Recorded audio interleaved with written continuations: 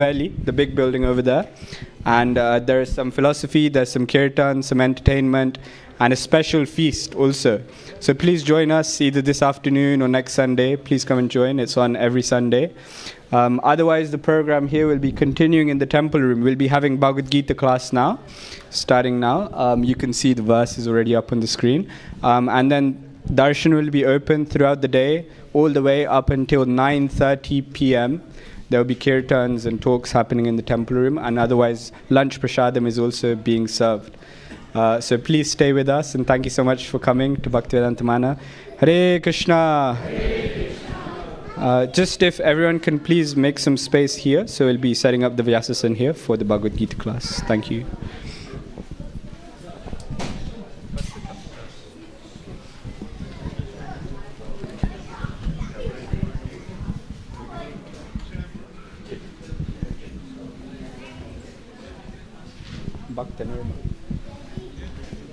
Sorry? Are you giving the class? You're giving class? Yeah. Okay. How do you set up the... Yeah, we'll set up the guests.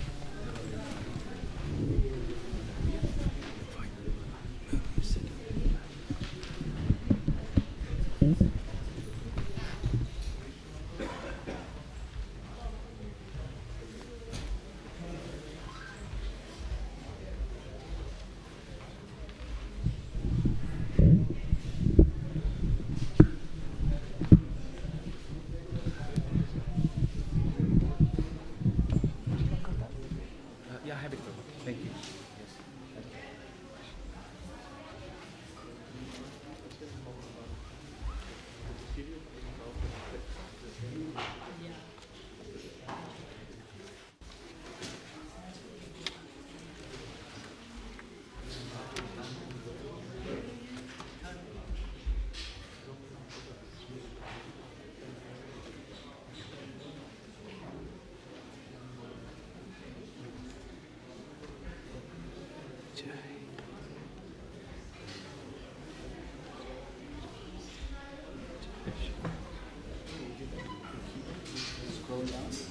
I have the print, Prabhu. I have the print.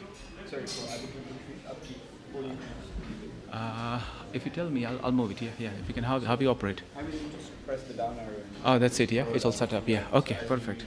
Yeah. Only up to you. Otherwise, you can just leave it as the Samsung. Oh, okay. It's that simple. Fine. I'll do it. Yeah. Okay. Thank you.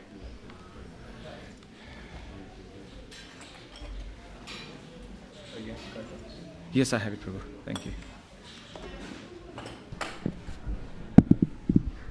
Hare Krishna.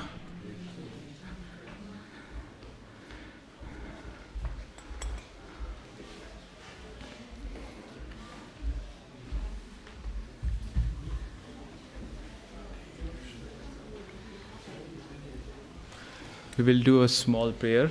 If you know, then please join in. If not, then when we continue with Hare Krishna Mahamantra, you can join in. Thank you.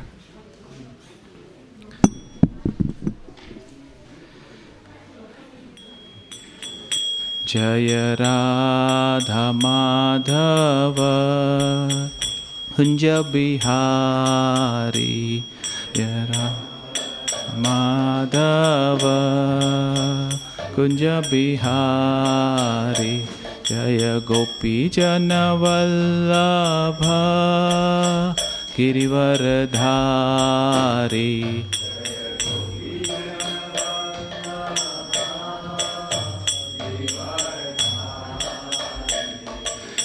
Yashodanandana Vraja Jana Ranjana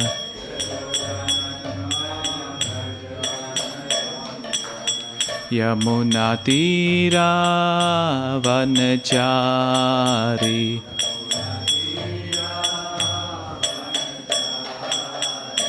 Jaya Radha Madhava Kunja Bihari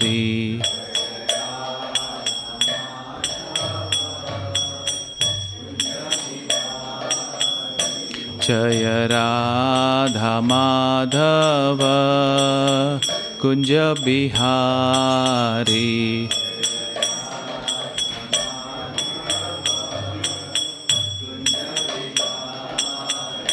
Jaya Gopi Jana Vallabha Girivardhari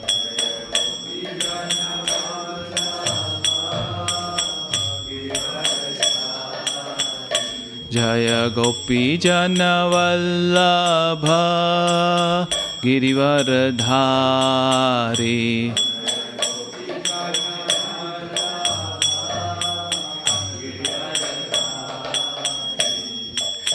Yashodanandana Vraja Jana Ranjana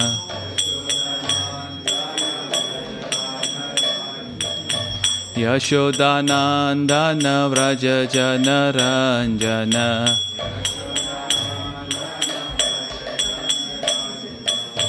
Yamunatira vanachari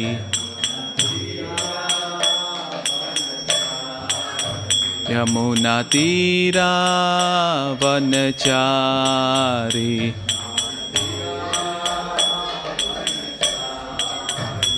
Jaya Radha Madhava Kunja Bihari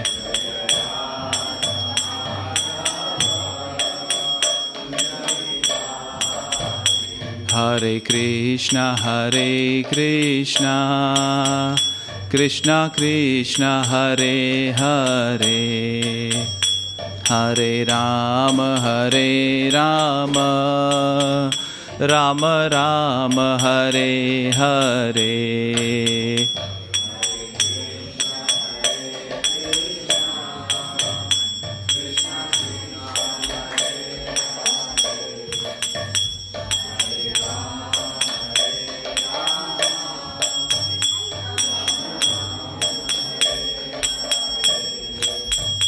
Hare Krishna Krishna Krishna Hare Hare Hare Rama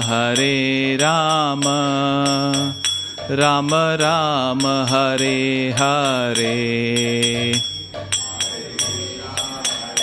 Everybody please join in.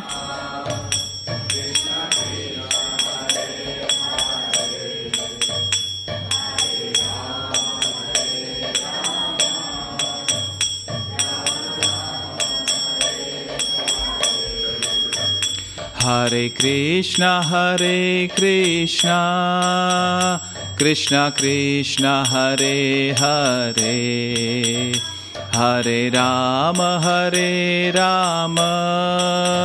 Rama Rama Hare Hare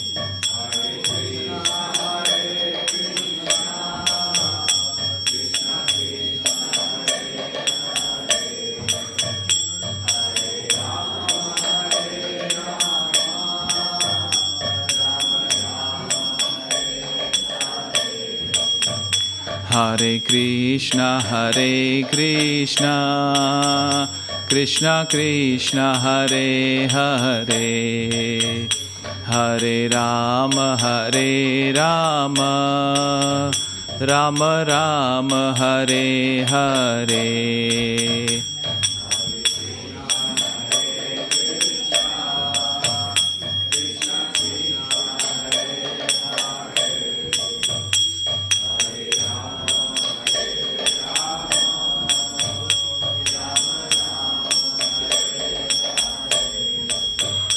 Hare Krishna Krishna Krishna Hare Hare Hare Rama Ram Ram Hare Hare.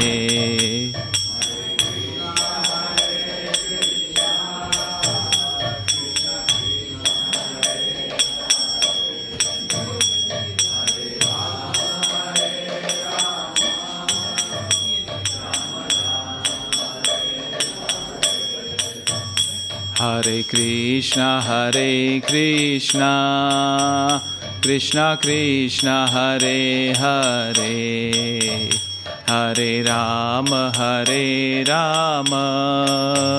Rama Rama, Hare Hare.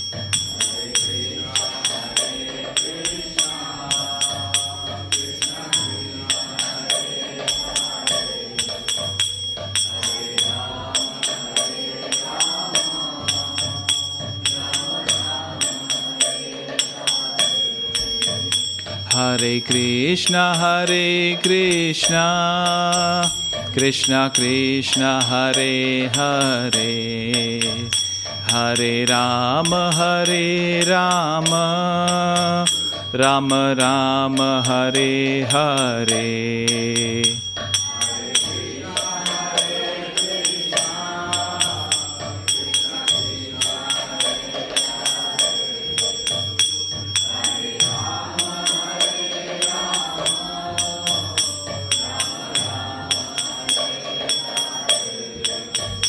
Hare Krishna, Krishna Krishna, Hare Hare, Hare Rama, Rama Rama, Hare Hare.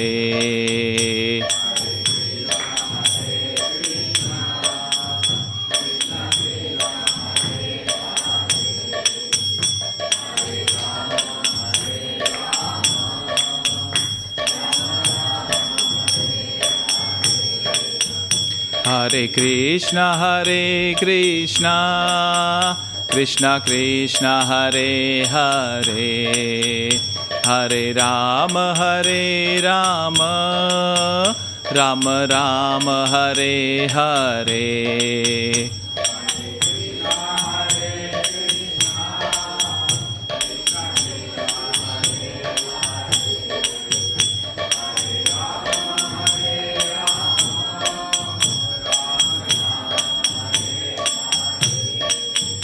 Hare Krishna, Krishna Krishna, Hare Hare, Hare Rama, Rama Rama, Hare Hare.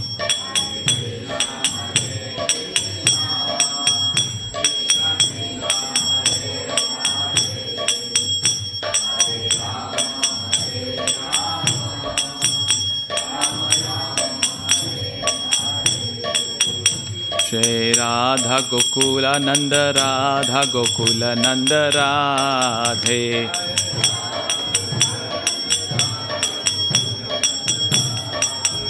Jaya Sita Ram Lakshman Hanuman, Jaya Sita Ram Lakshman Hanuman.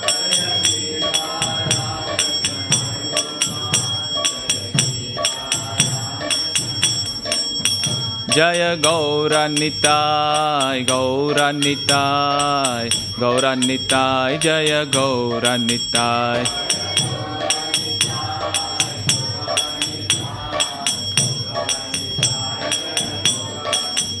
Jaya Jaya Prabhupada, Prabhupada, Prabhupada, Jaya Jaya Prabhupada.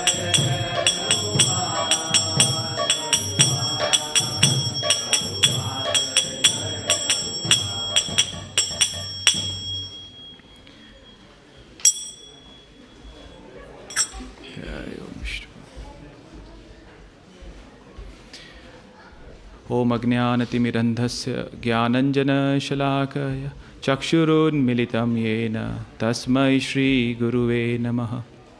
Shri Chaitanya Manobhishtam Sapitam Yena Bhutale Swayam Rupa Kadamayam Dadanti Swapadantikam.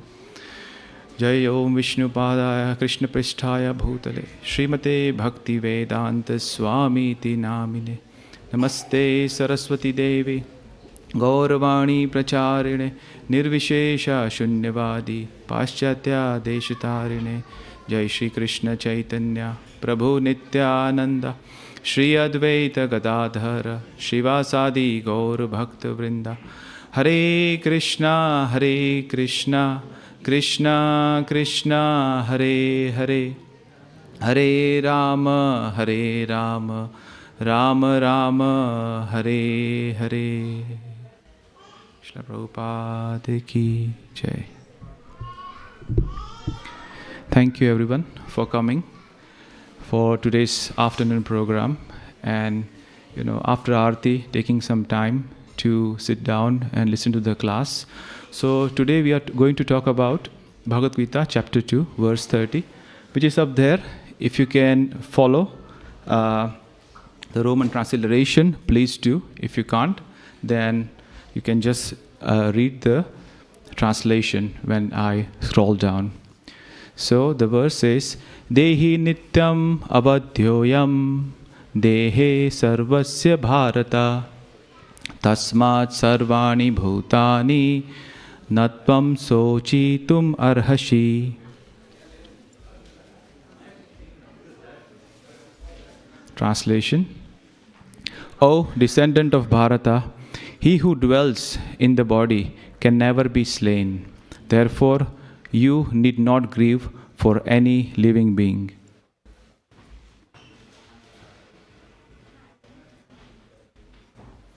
Purport by Srila Bhaktivedanta Prabhupada ki jai. The Lord now concludes the chapter of instruction on the immutable spirit soul. In describing the immortal soul in various ways, Lord Krishna establishes that the soul is immortal and the body is temporary.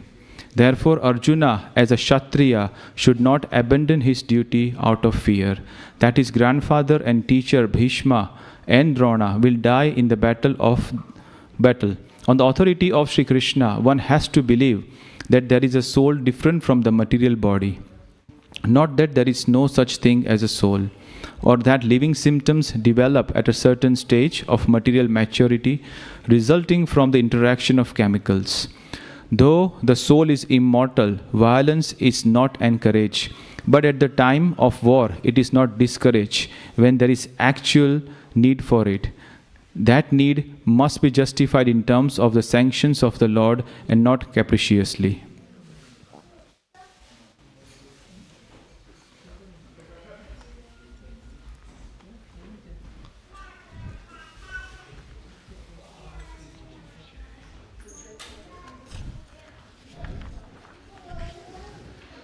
So this chapter 2, is called Contents of Gita Summarized. So it's basically the whole Gita is summarized here by Lord Krishna to Arjuna. And there was no need to go further in detail because Krishna has explained everything in this chapter. But despite that, Arjuna asked questions. It reason that it wasn't that because Arjuna was not intelligent, he couldn't understand, but it's because he was asking questions for the future generations who will have more questions, who will not understand in a summarized way how Krishna explained over here. So this particular chapter has various sections in it. And so the first section, which is from verse 1 to verse 10, it talks about importance of a guru or a teacher. So what is the importance of a guru or teacher in spiritual life? So we always have a teacher in material life, but we never think about having a teacher in spiritual life. So what is the importance of that? The second section, which is verse 11 to 30, and we are discussing the verse 30, the last verse of this section, and it's about identity. Who are we? And section third, which is from verse 31 to 53, it talks about the duties, the two duties, which is Swadharma and Sanatan Dharma. And verse 54 to 72, it talks about Atmarama, a spiritually realized soul. So now talking about this particular verse, it starts with, if you look at the first, I'll go up in the translation here. Yeah. So the first line, it says, Dehi Nityam Avadhyoyam. So it talks about Dehi, so identity. So if I ask you, who are you? What would you say? You would say, I'm so and so, right? So and so, I'm son of someone, I'm father of someone, or daughter or mother. Yeah.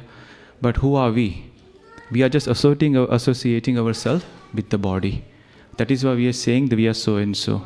So the first verse, it says here this line, it says, Dehi Nityam Avadhyoyam. Dehi. Dehi means what? The person who possessed this body, Deha, our body, right? But this body was always changing. So who is that who possessed the body? Who is that? That's the soul, the Atma, right? So that is very important to know for us, that what is that possess the soul and which gives energy to this body. And the next word, it says Nityam. Nityam means eternal. Eternal means everlasting. It's always there. So it says Dehi Nityam Avadhyoyam. So Vad means, it's a Sanskrit word, and a Hindi word has come from it. It's called killing. Avadhyo means that cannot be killed. So Avadhyoyam. So Dehi Nityam Avadhyoyam. That means the soul which is in this body cannot be killed anytime. That is what it talks about. And this particular section of body and soul, it starts from the verse number 13, when Krishna says that there is embodied soul which passes from boyhood to youth to old age. And as we change that body, the soul changes the body at the time of death. And a sober person should not be bewildered by that. So that is the verse which talks about changing of the body.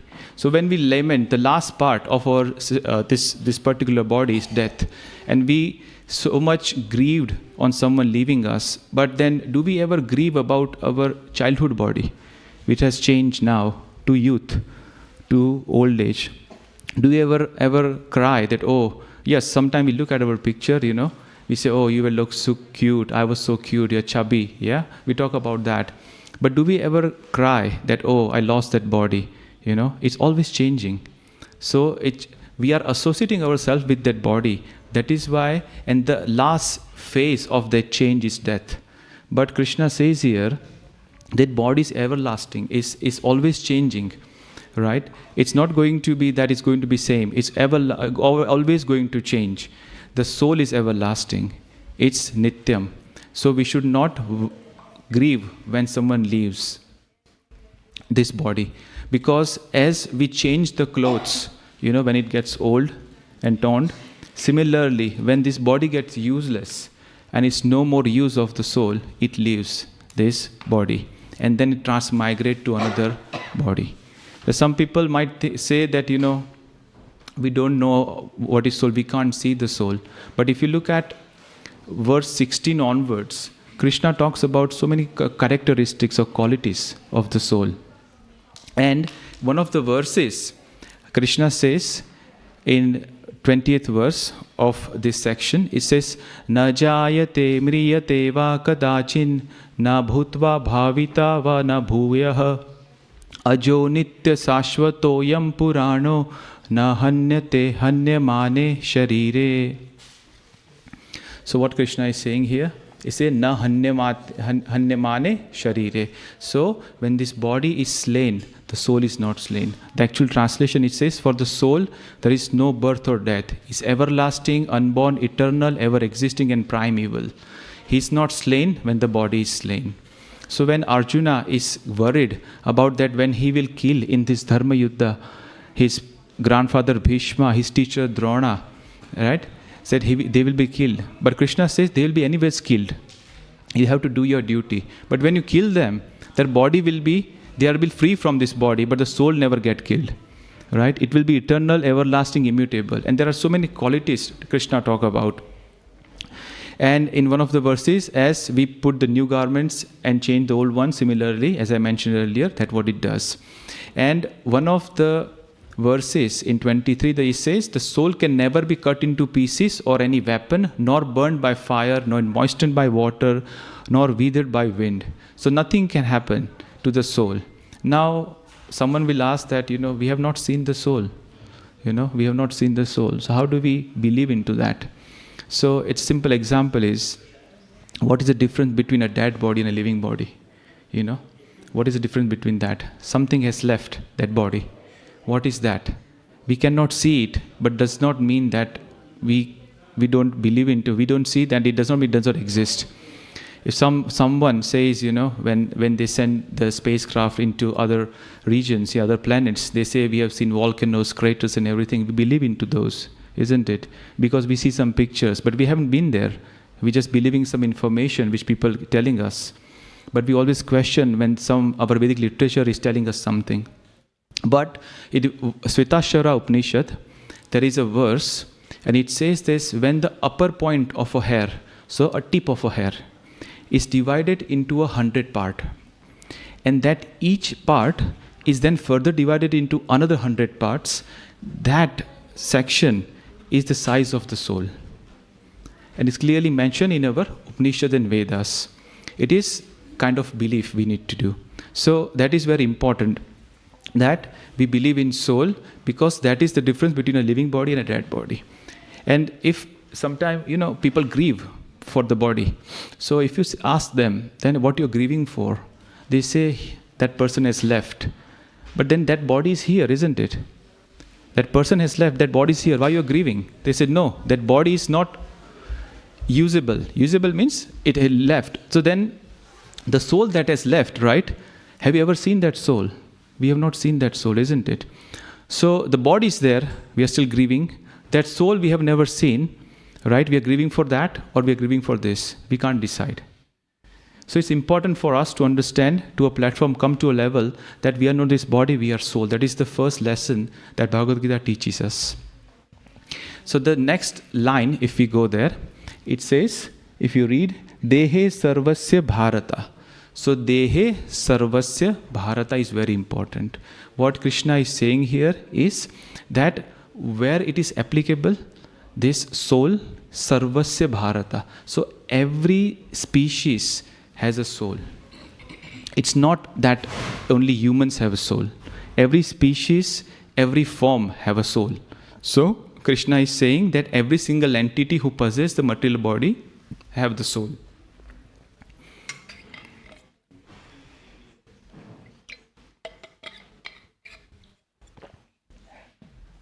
Some people might say that, only humans have soul. All other species don't have a soul. But Prabhupada says that right from a small ant to the elephant, or from a banyan tree, a huge banyan tree, to a microbe, every single living entity have a soul in there. So we might think, some people who don't believe in it, they say, okay, fine, this small ant is such a small, infinitesimal, might need a very small, really small soul, and probably elephant would have like 100 or 1,000 souls inside to have that body. It's not that. A small fraction of the Lord can have the same energy even in the ant and in the same elephant. So when people try and kill animals by saying that they don't have soul, that is not sanctioned by Lord, or that is not sanctioned by our Vedas. Because Krishna here clearly says there is an authority. Krishna says Sarvasya. Sarvasya means every single species have that soul. And in the same Bhagavad Gita, chapter 14, verse 4, Krishna clearly mentions here in this verse, it says that Sarva yonishu konteya murtaya sambhavanti yaha tasam brahma mahad yonir aham bija pradapita. So Krishna says Sarva yonishu, every single species. Konteya means Arjuna, and it says Murtaya. Murtaya means form. So every single species, but within that species there are various forms. So every single form, every single species, Krishna says Aham bija pradapita, I am the seed giving father of all the species. So Krishna is the father and material energy is the mother. So that is how the living being come into being. And the same Bhagavad Gita, chapter 5, verse 18, Krishna talks about that, why we have to discriminate. Because we have given better intelligence. So we have to discriminate between good and bad. So we are humans, we have intelligence. So when we remember that animals cannot be killed, we have to be humble to understand that we cannot do that capriciously, killing one. Because Krishna says that when someone follows a path of goodness and understand that there is a supreme father, then he looks at every single species as equal. And there is a verse in Bhagavad Gita, it talks about, says, Vidya Vinay Sampane Brahmane Gavi Hastini Sunichaiva Swapakecha Pandita Samadarshina. What he says? The humble sages, by virtue of true knowledge, see with equal vision a learned and gentle Brahmana, a cow, an elephant, a dog, and a dog eater. So it have an equal vision. It does not discriminate with someone. People do have their limited, based on their karma, people do certain things, but we should not be judgmental for them. We should not, decide for them. They may be doing certain things for their previous karmas or for some unknown reasons we don't know. So we shouldn't be judging. We're looking everyone with equal vision. So for example, if we look at some religions where there is no knowledge of soul, they say that, animals and plants don't have soul. So you can kill and eat them. But Krishna does not sanction this. And he says that no. Why we say that being vegetarian, is it then killing plants as well? There is soul, isn't it? Some people do say that. So what happens there? So basically, there is different level of consciousness. So if someone cut us, we'll feel lot of pain. Similarly, animals have better consciousness, similar consciousness to us. But plants, their consciousness is very low level. So when you cut them, when we cook food, vegetarian food, right, it also feels the pain, but it does not. But there are two reasons for that. So first thing, that Krishna has sanctioned this in Bhagavad Gita. And I'll come to that verse soon, that we can eat vegetarian food. But also, it is very important for us to understand that when we cook food, being vegetarian, so at temple we cook food here, all vegetarian. But that food is cooked for the enjoyment of Krishna. So we cook food, offer it to Krishna, and then we partake that, and which is prasadam. So anything that is cooked for Krishna, offered, and we eat, we don't incur sin. But any food that is cooked for our enjoyment is a sin. And Krishna clearly mentions that. So now coming back to the same thing which I mentioned earlier, that why we cannot offer. Some people would say why don't I cook a meat and offer it to Krishna and then I can eat it.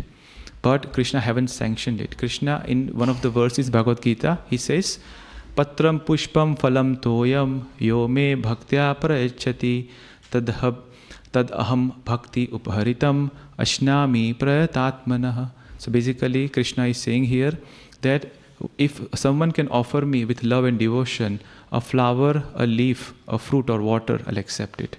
Krishna does not say that I'll accept meat, any other preparations. Krishna clearly mentions here that what he accepts. So we have to follow what Krishna says. And then we have to make sure that Krishna, whatever he's saying, we follow that, then we don't incur sin. When I mentioned that when anything that is cooked, which is not offered to the Lord, that is also give us sin, because we are doing some karma behind it. And if we don't offer it to Krishna, then we'll incur sin. So in the verses where Krishna says, he says, Yagna shishta sinasanto muchyante sarva kilbisha bhunjate tvam agam papa ye pashanti atma karanat. So basically Krishna is saying here, the devotees of the Lord are released from all kinds of sins because they eat food which is offered first for sacrifice. Others who prepare food for personal sense enjoyment verily eat only sin. That is what it says clearly. And if I bifurcate the verse, it clearly says yes, there's bhunjante agham papam. That is mean it's agham papam means sin. And it says, Ya pachanti atma karanat. So basically, people who are cooking for their sense gratification, any kind of food, they are only verily eating sin, nothing else. So that is very important for us to understand what we need to do by following this verse. And if you go to the third and fourth line, it says, Tasmat sarvani bhutani natvam sochitum arhasi. Tasmat sarvani bhutani natvam sochitum arhasi. What does it mean? Krishna is saying, this is true in everybody's sense, that na sochitum arhasi. You should not lament or you should not grieve. And Krishna mentions this in past 3 verses, so verse 26, 27 and 28. Krishna repeats that in past 3 verses, and this is the 4th verse, where it says you should not lament. So why we lament? As because we have bodily attachment with our family, and that is why we lament for that.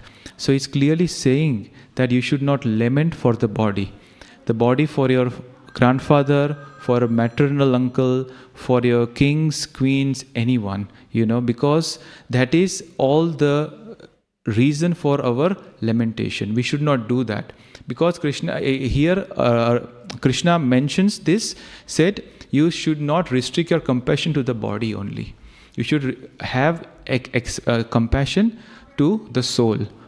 Why to the soul? Because body is anyways going to change, but soul is eternal. If I give someone food, a homeless person, he'll be satisfied for some time, but next day he will be again, hungry. If I give him a place to live, a shelter, okay, so then he probably sometime he will stay there, he will leave. But if I know that person, by understanding his spiritual association with Lord, if I make him understand that this is because of past karma, everyone is suffering in this particular world, right? But then if you go to a spiritual level, the soul, you will not suffer. So that suffering is temporary only, based on your karma. But making him understand at the soul level, have that compassion, is very important to have. So Krishna is saying that Arjuna should do his duty of fighting. So now Krishna is saying to Arjuna to do his duty as fighting. Why is encouraging him to fight? Because he is a Kshatriya.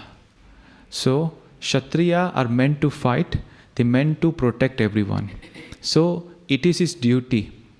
And he's clearly telling him that he should fight based on the injunctions of dharma, not capriciously. He's not telling him to go to war and kill people, because they are anyway killed. But because those are demon kings, they don't qualify to live, and that is why Krishna is encouraging Arjuna to kill. He would have given this instruction only to Arjuna. Why? Because it is his nature. He will not give this instruction to a Brahmana. A Brahmana is there to an administrative state, so he will probably guide a king, but he will not go in a war and kill someone.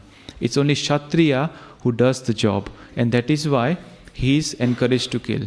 Now we say that this is against the law, but if you look at our modern civilization, we have military, we have police, we have people there, a department who keep people under control, like if they try and act vehemently.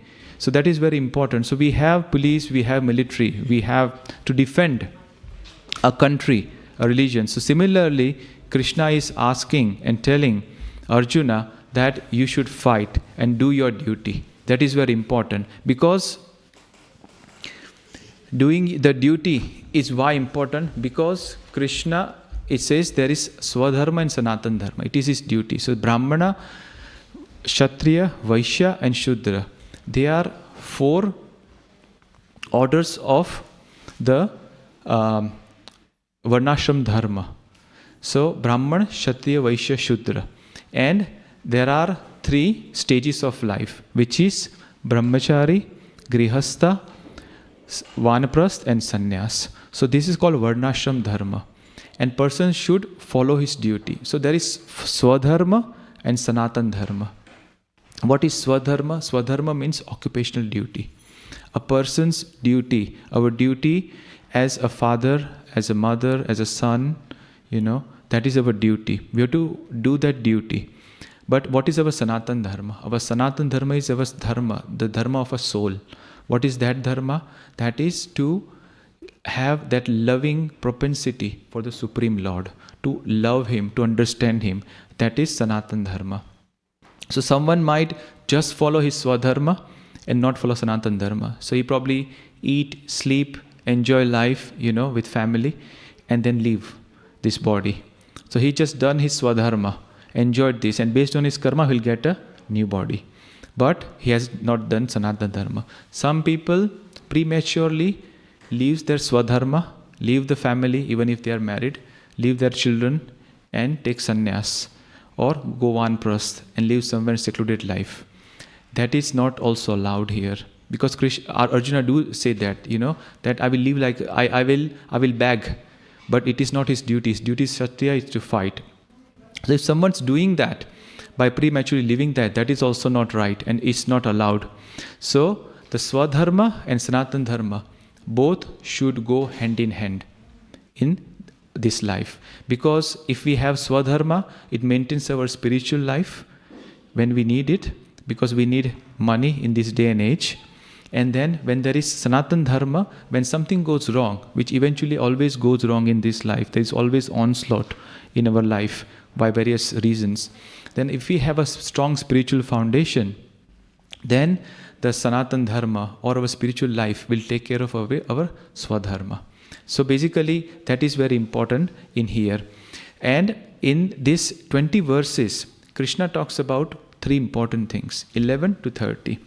That material body is perishable, spirit soul is eternal, and it is not worth lamenting for both, neither for the body nor for the soul. Because they are not worthy of being lamented about. So that is what he's talking about here. So I finish my lecture. If you have any questions, corrections, please. Hare Krishna Prabhu, yes? Actually, I have a new question. Just now you said for the plants and all. So Krishna mentions all the plants. So why there is onion and garlic is separate from all the vegetables? Yeah. We are vegetarian, but says, Yeah. here and everywhere, it's quite difficult to get a food without garlic and onions. Yes. No, very good question. So Prabhu has asked that vegetarian we don't eat meat, but why Krishna or any temple, wherever you go, they don't eat onion and garlic? So there are 3 modes. The mode is of goodness, the mode of passion and ignorance, which is called Sattva Gun, Rajogun and Tamogun. So, and the people who are in those kind of gunas or mode, they eat accordingly. So people who are in Tamoguna, they like to eat meat, all the non-palatable things. They drink alcohol, they do all sort of things. That is Tamoguna. Rajoguna is people who eat too spicy food, right? Too hot food, and also onion and garlic is part of Tamoguna. And the food you eat, which is in good mode of goodness, is the things which are everything fatty foods, everything except onion and garlic. Reason being that, say for example, if you want to, build a nice body, a 6-pack, right? So for that you have to follow a diet. You have to do certain routine. You have to exercise. You also have to follow diet. Without that, it won't happen. So to achieve certain things, even the material thing, right? You have to follow certain diet. People do that, every time. Imagine to achieve something spiritual, there is certain rules and regulations. So reason that onion and garlic is not allowed is because then if you want to come to mode of goodness, and then if you want the mode above goodness is Suddha Sattva Gun. So Suddha Sattva Gun can only be achieved, or Sattva Gun, by discarding all these unpalatable things. So onion and garlic that is why Varjit or not offered or ate. It's a plant, but as I mentioned, as I told you, that if, for example, if you want to, for example, say I develop a cholesterol, right? And then if I go to doctor will prescribe me, say, okay, fine, start exercising. But at the same time, exercise will not help. He will tell me, okay, you cut down on oil, cut down on ghee, cut down on cheese, fatty foods, everything. Right? Why is saying that? Because there are certain chemicals that's released, and it affects your body. Similarly, if you eat onion and garlic, it affects your body. And you always be in mode of goodness and passion. You will not be always in mode of goodness. Because if you want to improve, if you want to have a better spiritual life, that is certain things you should not do. Also, and I've heard somewhere that in previous yugas, when if you have seen Rama and Mahabharata, when there were sages, they used to do sacrifice, the yagna.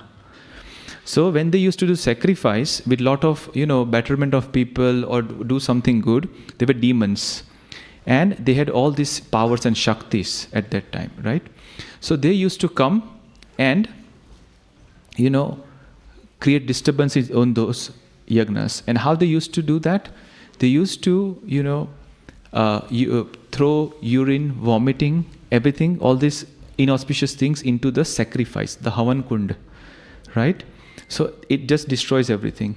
So what they used to do, the sages at that time, obviously they have to take out everything, and they used to dump it inside the ground. And it says that when it was dumped, from there, this onion and garlic started fructifying. That is what I have heard. So and also, I think so, one of the lectures I have heard that, and it is scientifically proven, that you cut an onion, right, cover it in a cloth and leave it for a few days. Same time, you cut meat and cover it in the cloth. The same thing, right, after a few days, if you go, it will smell exactly the same. It has the same chemical reaction in it. And that is the reason why it is varjit or not allowed. And if you go to anywhere, any religion, except certain religions, if you go to any Hindu temple, even if you go to a Gurudwara, right, the people, like the Sikh people, they might eat meat, fish outside, right? But in Gurudwara, anywhere you go, they don't offer. They always without onion garlic, all the food. So that is the reason why it is without onion garlic. Thank you.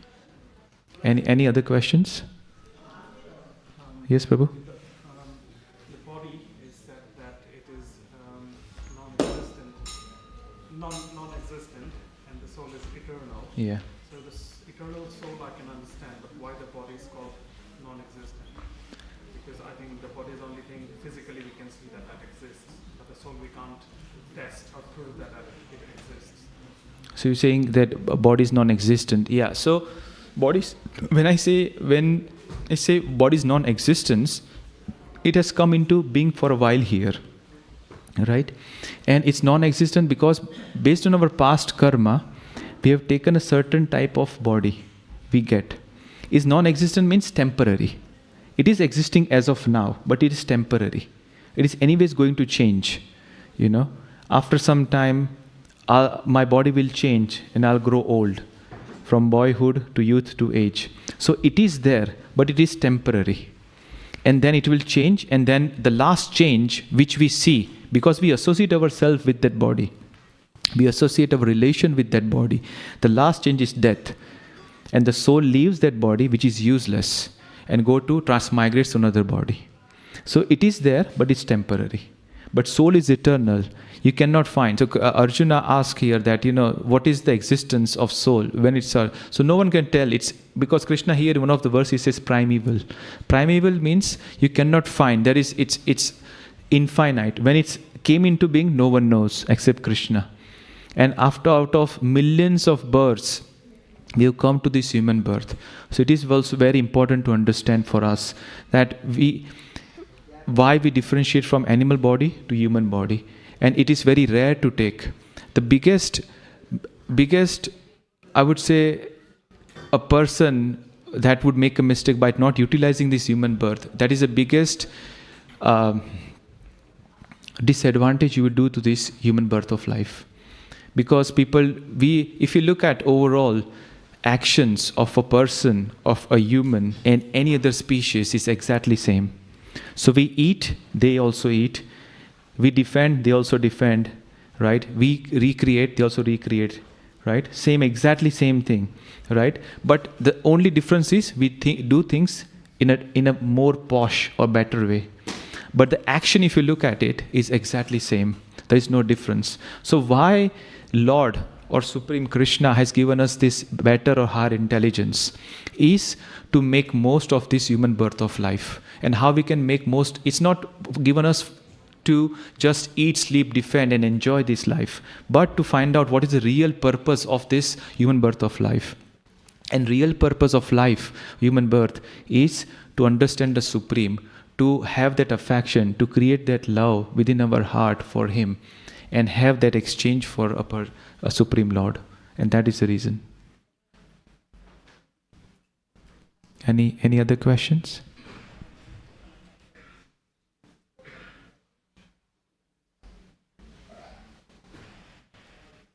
The questions, Mataji? No. Yeah, sure, Prabhu, please. So we were talking about Kshatriya Dharma. Yeah. But nowadays there is rules, regulation, constitution, law. So where does Kshatriya Dharma in that? In the current system. So in current system, it is not possible.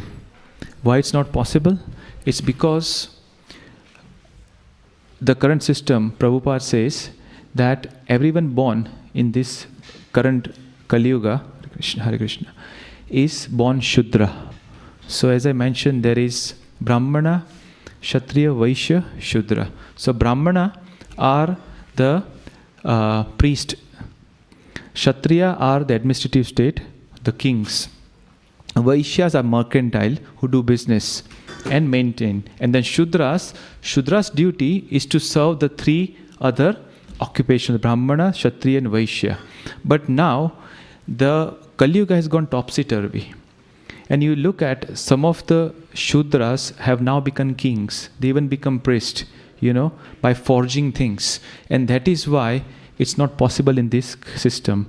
And some of the temples and Prabhupada wanted to have this Varnashram Dharma established in ISKCON at least.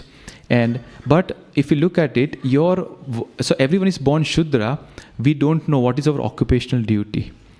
But what happens now that everyone thinks that I am Brahmana, so I'll become a priest. So I'll take this altar after my father, right? Everyone does that. We call it nepotism, right? But Prabhupada was in favor of that. It does not, a lawyer's son cannot be lawyer unless he gets a degree. A doctor's son cannot be doctor unless he gets a degree. He has to learn. So similarly, you have to achieve, you have to qualify yourself. Similarly, if you look at ISKCON, there is no differentiation between a lady, Mataji can also worship Krishna. Yeah, there is no discrimination. Wherever you're born, whether you are Hindu, Muslim, Sikh, any Christian, any religion, if you follow the rules and regulation, right, come to that level, you can go and worship Lord. It is not that someone born, there are so many examples in ISKCON that people, like when Prabhupada started movement in New York, the first supporters of Prabhupada, they were hippies. They were eating everything, they were taking drugs, everything. But this Prabhupada make them Brahmanas, by the following the right regulation, they followed it. And they did worship Lord. When they did Arsha Vigraha, they did worship Lord. So it is not that based on your birth, you take certain position, but by your dharma. So in current system, it's difficult. Everything has to be changed, but it is not possible because that is the effect of Kali Yuga. Things will get worse from what we have so far. And as you can see in Bhagavatam, it clearly says that there will be leaders who will take away everything from people. And there are in Kali Yuga. If you go to so many countries where there is leaders who are like, for example, if you Zimbabwe, if you look at inflation, it's like 150,000% something inflation, right? You have to go a sack of money to buy vegetables. That is how inflation is bad. And why it happened? Because the leaders were corrupt in those countries, and that's why. And this will happen and continue. It will go on like this, because that is the effect of Kali Yuga. Unless they are God conscious, if they follow dharma, then only they can become, but they have to follow the Shastrok dharma, which is very important, the Varnashram dharma. If they follow whatever they think of whimsically, that is not allowed. So it's difficult to implement. Answering a question, any like Brahman, Vaishya, Kshatriya and Shudra, it's difficult to implement that system unless the whole society is following it. Thank you. Any answer the question, Prabhu? Yeah. Any question? Yeah. Fine.